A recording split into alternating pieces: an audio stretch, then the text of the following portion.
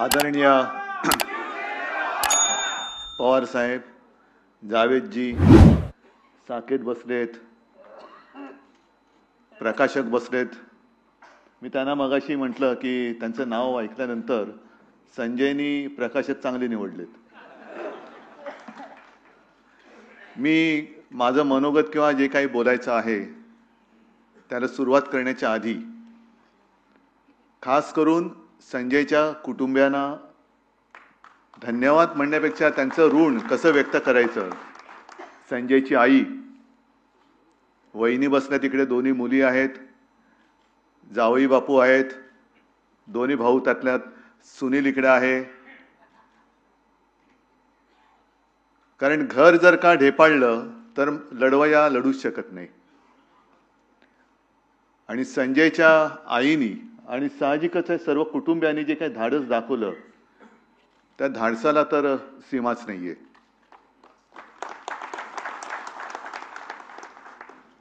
म्हणजे संजयला अटक झाल्यानंतर मी आणि रश्मी त्याच्या घरी गेलो.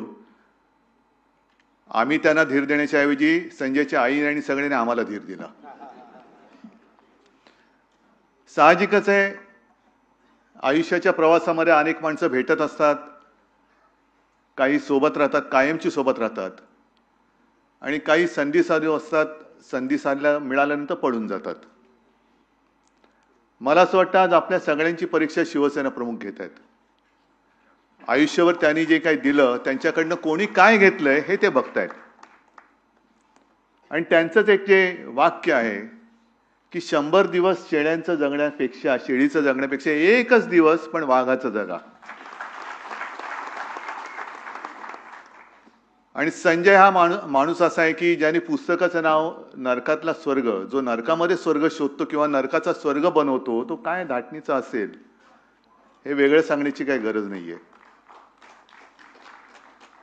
शिवसेना प्रमुखांनी आयुष्यभर जे दिलं ते मराठी माणसाला आणि हिंदूंना एक आत्मविश्वास दिला, एक जिद्द दिली. नाहीतर आज मुंबई आणि महाराष्ट्रामध्ये आपली हालत काय असती हे वेगळं सांगण्याची काही गरज नाहीये. आणि कदाचित ते बघतात की खरे मी जे काही दिलं ते खरोखर जे दिलं ते घेणारे खरे किती आहेत आणि भाडखाऊ पळणार किती आहेत. आज जे स्वर्गामध्ये गेलेत त्यांच्या दृष्टीने त्यांना सुद्धा कार्यक्रम बघितल्यानंतर, म्हणजे मगाशी संजय तुझं भाषण चालू असताना जणू तू काही एक विनोदी पुस्तक लिहिलं अशा थाटात बोलत होतास. त्यांना सुद्धा हेवा वाटला असेल की अरे आपण सुद्धा इकडे राहिलो असतो. नरक आणि स्वर्ग या कल्पना खऱ्या आहेत, खोट्या आहेत, कल्पना नाही. पण जिथे आहोत तिकडे आनंदाने राहावं. दुसऱ्याला आपण आनंद देऊ शकलो नाही तर निदान त्रास तरी देऊ नये, एवढं जरी माणसाने पाळलं तरी मला असं वाटतं आपण आयुष्य जगलो. आज जे काय आपण बघतोय याला लोकशाही मानायची का हुकुमशाही हा प्रश्न आणि त्याचं उत्तर हे सोपं आहे. पण प्रत्येकाला, मगाशी कोणी साकेत बोलला की संजय तू बोलला की हुकुमशाह कोणी असला तरी एक ना एक दिवस त्याला जावंच लागतं. आणि हिटलरचंच उदाहरण आहे की त्याला संपूर्ण जग घाबरत होतं. पण संजय तू पूर्वी जे काय लिहायचं सच्चे, त्याच्यात एक तुझा आवडीचा शब्द होता नियती. नियतीने करायची त्याला सांगितलं असेल की सगळं जग घाबरत, तू नाही ना घाबरत, मग घालून घे स्वतःला गोळी. आणि त्याला सुद्धा आत्महत्या करावी लागली. हा हुकुमशहाचा शेवट असतो. आणि या पुस्तकामध्ये जे गेले काही दिवस संजयच्या मुलाखती येत आहेत त्यातले काही प्रसंग हे चर्चिले जातात. त्याच्यामध्ये एक आहे तो अमित शहाचा. मी जर म्हणेन की मला जर कोणी विचारलं की अमित शहा तुमच्या घरी आले होते का, बाळासाहेबांनी त्यांना मदत केली होती का, मी सांगेन मला आठवत नाही. कारण आपल्या घराण्याने, आपल्या वाडवडिलांनी कोणावर काही उपकार केले असतील, उपकार हे मोजायचे नसतात. उपकार हे करायचे असतात पण मोजायचे नसतात. आणि उपकाराची फेड हे कृतज्ञतेने करायची का अपकाराने करायची ज्याच्या त्याच्यावरती असतं. कृतज्ञतेने करायची. म्हणजे काही वेळेला असं वाटतं की कोणाला मदत करताना सुद्धा विचार तर आपण करूच शकत नाही.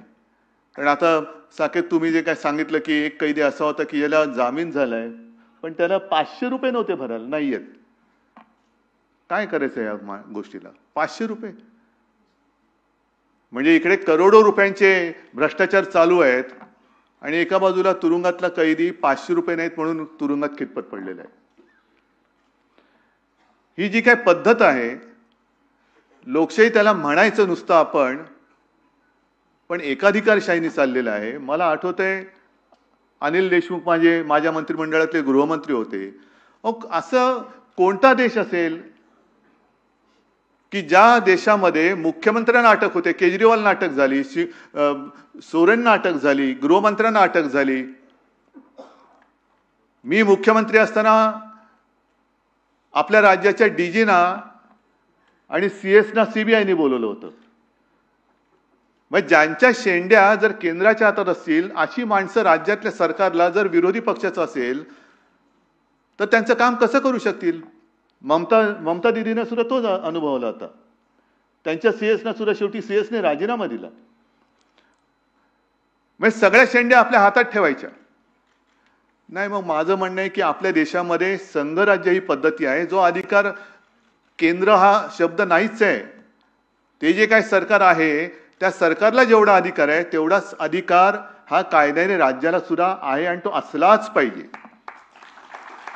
जर ईडी, इन्कम टॅक्स, सीबीआय आणि तुमचा जो काय तो कायदा लावलाय कुठला तो PMLA, तो लावण्याचा अधिकार दिल्लीतल्या सरकारला असेल तर तोच अधिकार आमच्या राज्याच्या सरकारला सुद्धा पाहिजे. टाका त्यांच्यावरती धाडी, बसवा त्यांना सुद्धा आतमध्ये द्या ना. काही दिवस या तिघांकडे आता हे भोगून आलेत ना, संजय आलेला आहे, साकेत आहे आणि अनिल देशमुख, यांच्याकडे द्या ना चार्ज. आणि मग ते सांगतील त्यांच्यावरती धाडी टाका त्यांना तुरुंगात आणि सिद्ध करा तुम्ही निर्दोष आहात. हा सगळा प्रकार याच्या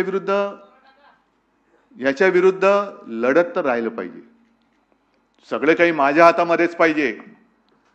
आजच दिवसा ते निवडणूक आयोगाचे सगळे अधिकारी होते. 1 नेशन 1 इलेक्शन, बरोबर ना साकेत? त्याच्यासाठी तुम्ही पण आला होतात. आपल्याकडनं अनिल परब आणि अनिल देसाईने मी पाठवलेलं.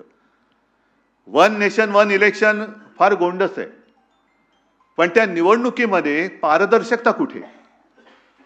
आता आपल्या सरन्यायाधीशांच्या मातोश्रींनी सांगितले की बॅलेट पेपरवरती निवडणुका घ्या. बघू, घ्या ना, एकदा तर घ्या ना. यातला संशय जर का मोकळा करायचा असेल तर एक तरी निवडणूक ही देशामध्ये बॅलेट पेपरवरती घ्या आणि मग तुमची टिमकी वाजवा. पण ते होणार नाही. मग दुसरा विषय मी आज त्यांना मांडायला सांगितला की 1 नेशन 1 इलेक्शन मध्ये मग सगळ्यांना एका पातळीवरती उभे करा. कारण 1 नेशन म्हटल्यानंतर त्या नेशनचा प्राईम मिनिस्टर आहे, देशाचा पंतप्रधान आहे. आणि देशाचा पंतप्रधान एका पक्षाचा प्रचारक होऊ शकत नाही, होता कामा नये. एक तर त्यांनी प्रचारक होता कामा नये, आणि जर प्रचार करायचा असेल तर स्वतःच्या पक्षाबरोबर इतर पक्षांचा आणि अपक्षाचा सुद्धा उमेदवाराचा प्रचार त्यांनी केला पाहिजे. तर मी म्हणेन लोकशाही आहे.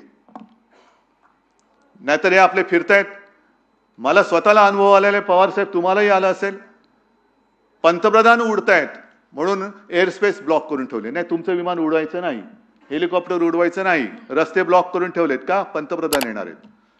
मग आमच्या सभा चुकल्या तरी चालतायत, पण त्यांची सभा झाली पाहिजे.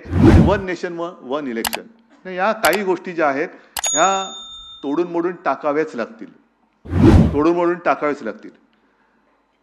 अमित शहाबद्दल सुद्धा जे काय म्हटलं जातंय काय, मी त्यांना सांगते की कशासाठी तुम्ही आम्हाला एवढा दुश्मन समजताय? आम्ही विरोधी म्हणजे कोणाचे विरोधी? तुमची आणि आमची मतभेद झाले, मतं पटत नाहीत. तुम्ही जे काय तुमचं तथाकथित बुरसटलेले हिंदुत्व, ते हिंदुत्व मी मानायला तयार नाही. आमचं हिंदुत्व हे देशासाठी, राष्ट्रीयत्व हेच आमचं हिंदुत्व आहे. हे म्हटल्यानंतर तुम्ही लगेच आम्हाला दुश्मनाच्या पिंजऱ्यात उभं करताय. म्हणजे जणू काय पाकिस्तानपेक्षा आधी आम्हाला खतम करा. पाकिस्तान राहिला बाजूला, त्याच्यावर पुन्हा जैसे जावेद जी आपने कहा ना, एक 8-15 दिन में हिंदुस्तान पाकिस्तान की क्रिकेट मैच होगी और उसमें हमारे गृह मंत्री का बेटा भी जाएगा देखने के लिए. मरायचं आपल्या सैनिकांनी. हिंदुस्तान पाकिस्तान बाकी काही झालं तरी चालेल, पण हे होता कामा नये. पण तिकडे क्रिकेट मॅच झाली, सगळं सुरू होईल.